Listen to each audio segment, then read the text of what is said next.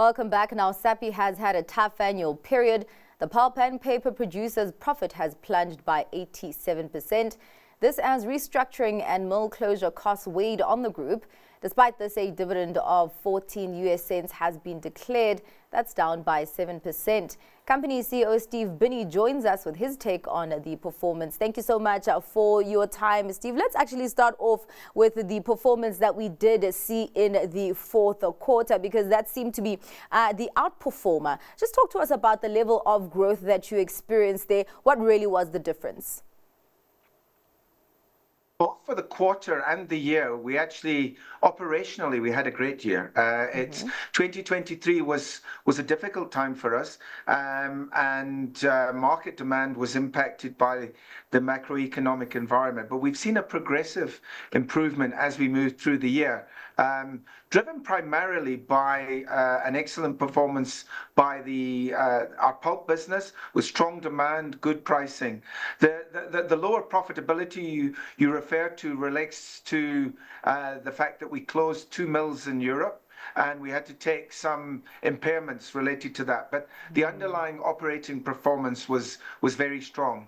Yeah. Well, I mean, you talk about what are the highlights, of course, being the dissolving pulp division there. You talk about strong demand, good pricing. And I'm wondering how much room you have in terms of an escalation still in selling prices and also those margins there.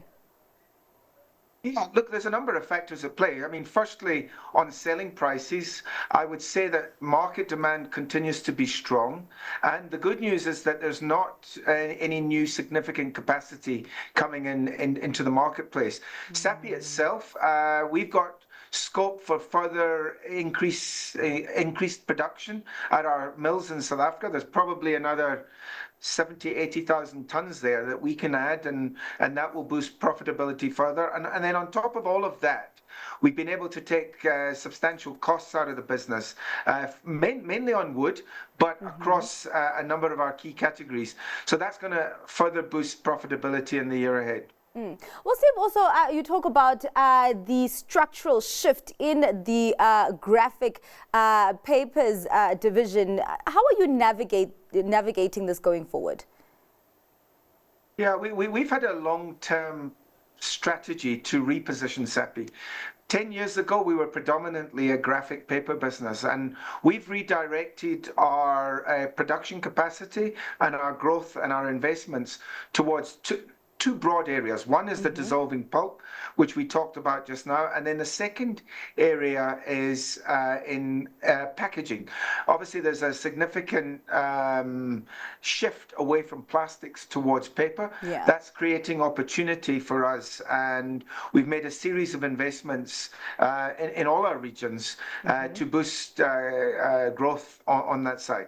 In terms of cost, because I mean, you obviously do speak about, the room for selling prices in certain areas. In terms of cost, I also do understand that you've been on an efficiency drive. Would you say that you are on sustainable footing there, where your costs are significantly lower on a sustainable basis? Yeah, look, as I said earlier, we closed 2 mills during the year. That enabled us to take about $120 million of fixed costs out of our business. Yeah. At the same time, there's been a strong focus on productivity and operational efficiencies. So we've been able to move the capacity that was in those mills to other mills. Not only does it fill up those mills, but it makes them more productive, more efficient, and all in all, that helped boost profitability. I think with the other projects that we've got underway to convert more capacity, that's further going to support the margins that you referred to. Packaging typically is a higher margin business than our traditional graphic paper, and this is going to boost profitability on a sustainable basis as we move forward. Steve, let's talk about that balance sheet, because I do note that your debt has increased. How are you managing that picture?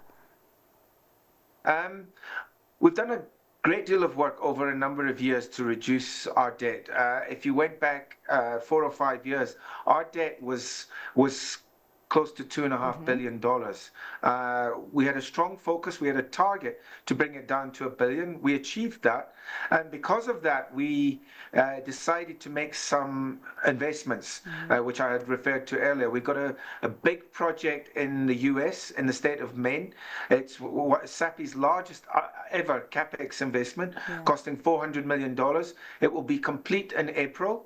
And thereafter, when it is complete, we will pull back on our capex spend and then bring our debt levels back down to the $1 billion. I'm confident we can do it. And at the same time, obviously, with a bigger investment and bigger capacity at this mill, we're going to have higher profitability with lower debt levels. Yeah, well, I mean, just talking about that confidence, because your outlook does seem brighter, and we of course have seen investors reacting positively to that, as you saw with the movements in your stock today. What is the most encouraging in terms of your target towards that guidance and that outlook? Firstly, and again, I'll talk segments. The dissolving pulp is in a very good place.